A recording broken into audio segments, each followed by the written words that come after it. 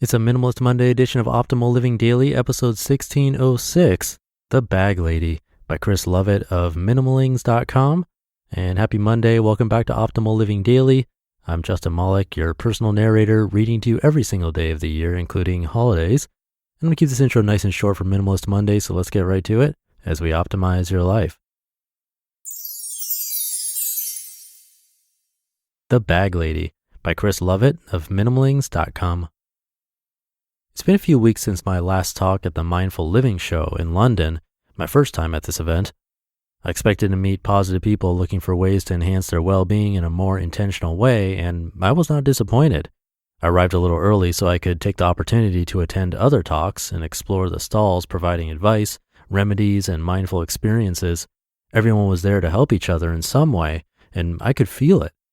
A few minutes before my session, I took the time to grab a drink and go over the amended content I put together for this specific show. There would be less time for questions and audience participation, so I had to pick only the most powerful slides and deliver quicker than I had done in the past.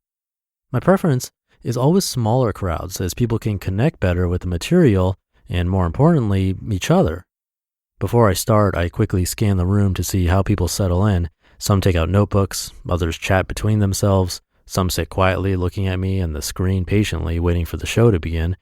It's this quick analysis of human behavior and strangers together that allows me to choose how to begin. Throughout the session, I notice people nodding along who are resonating with the message. I look for smiles and wide-eyed offerings like I am speaking to them directly. The more outgoing and braver individuals are quick to share their own clutter examples and advice, and the space provides them safety to do that. What tends to happen now as the talk comes to an end is people will come up to me afterwards and let me know their specific minimalism challenge or success. I love the talks, but this additional one-on-one time is like an encore.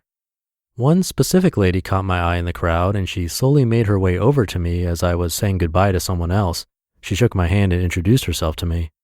"My friends call me the Bag Lady," she proudly announces. She explained to me that people in her local community had given her that label due to always carrying multiple bags of stuff around with her. It's something I had noticed as she made her way into the room and found her seat. The Bag Lady is slight in frame, but comes across strong and confident. Her short haircut indicates a sense of precision and authority. I glance quickly down at her side to count the 3 large bags, 2 on her right shoulder and 1 on her left. Her default demeanor is to hold them tightly and close to her body like a safety blanket or something of high value. Within a matter of minutes, the Bag Lady has become a focus of people's interest. We exchange pleasantries, and although it is very much a conversation between the two of us, I'm aware that a handful of people are starting to gather and listen intently as she shares her backstory. She alludes to almost feeling the responsibility of living up to the new label that has been attached. Her focus is on me, but we all hear the justifications for carrying the contents around every day, shuffling to work, the shops, and to her friend's house. In a way for me to experience her discomfort, she hands me the bag so I can feel the weight that is being carried around. I let out a Cockney blimey as I lift them onto my shoulders for a brief moment before gratefully handing them back. She explains that her back and shoulders are always hurting, but it doesn't register that she has probably caused this pain herself. Cosmetics, snacks, bottles, books, magazines, spare clothing, and purses are just some of the items she retrieves and shows me. The purses, both slightly discolored, are bursting at the seams with receipts and heavy with coins. Bottles of water are unfinished. The bystanders shuffling closer, unconsciously checking the weight of their own bags, awaiting the outcome of this conversation, expecting a magical piece of advice. But none is required. This highly intelligent lady just talks to me, and I see her going on her own journey, exploring how she arrived into this situation to discover that there was more long-term detriment that she has been blind to all along.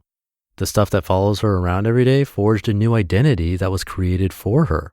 It cost her time, walked around slower, energy, used up quicker, and money, cloakroom, painkillers, and the sense to fill the bags. And all these costs were invisible until today.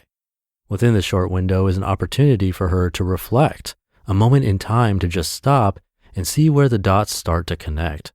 It's not long before she starts to question everything that masquerades as important on her person, a mindset shift from a mere 30 minutes ago. "I don't want to be the Bag Lady anymore," she whispers to me as we embrace before she walks away back down the hall with a smile on her face, back straighter, chin higher. As I shake the hand of the next person wanting to share, I feel obliged to just turn my head to see her one last time and catch a glimpse of her walking towards a nearby bin.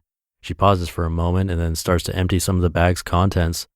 A now empty bag gets folded up and placed into another.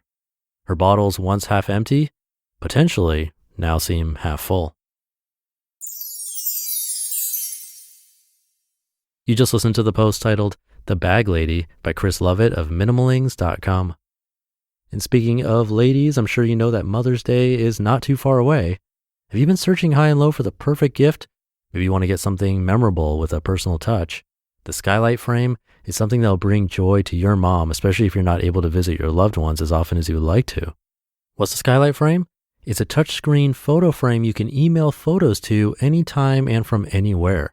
It helps you or the whole family share all of your favorite moments with mom. The skylight frame can be set up in less than 60 seconds. It's so simple that even non-tech savvy moms and dads will have no issues setting it up. It was super easy for me. Oh, and the skylight offers a full refund if you don't love your frame 100%. Now, as a special holiday offer, you can get $10 off your purchase of a skylight frame when you go to skylightframe.com/daily and enter code DAILY. That's right, to get $10 off your purchase of a skylight frame, just go to skylightframe.com/daily and enter code DAILY.